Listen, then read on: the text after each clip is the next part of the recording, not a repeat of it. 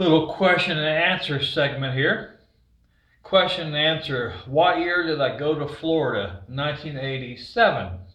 How long did I live in Florida? About a year. Uh, what's the highest paid job I had in Florida? I made $30 an hour. And I think that surprises a lot of people. Yeah, I made $30 an hour in Florida.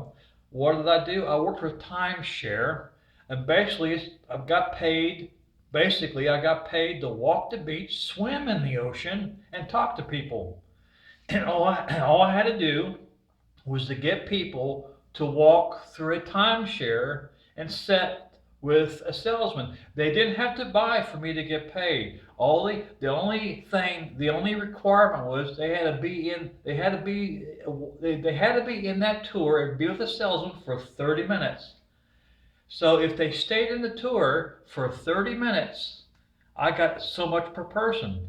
I made about $240 a day. Now, in 1987, that was about $30 an hour. In 1987, that was a lot of money. What happened to the job? Well, the red tide. The National Guard or Coast Guard said the red tide is en route. This is south of Sarasota, Florida, and it might miss us, but it didn't. How I know it didn't? I was swimming in the ocean, talking to people. Oh, the job was a lot of fun. It took me 2.5 days to walk with a professional and listen to him. I think his name was Vince Lito, I believe. Anyway, I had a, I stayed behind him and listened to him how he talked. After about 2.5 days, I did it. He stayed listening to me, and he would say, "Well, don't use this word from now on. Use another word." He helped me to edit my speech to make it shorter or longer. And in a week's time, I got good at it. And what's surprising about this, it's actually easy to get people to do stuff for you. It really is, if you use the right words. So I'd go on a beach, and I'd say out of the eight, now remember they're on vacation, and so people's attitudes is good. That was a positive side of the job.